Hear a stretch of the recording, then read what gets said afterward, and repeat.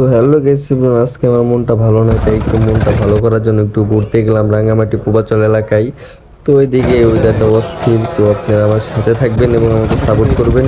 ইনশাল্লাহ ভালো ভালো ভিডিও পাবেন। অস্থির একটা আবহাওয়া। আমরা ঘুরতে আসলাম রাঙামাটির ভিতরে প্রবাচন এলাকায়। এই এলাকার অস্থির একটা রাস্তা তৈরি করছে, এই রাস্তায় আমরা ঘুরতে আসলাম। তো ভিউটা অস্থির।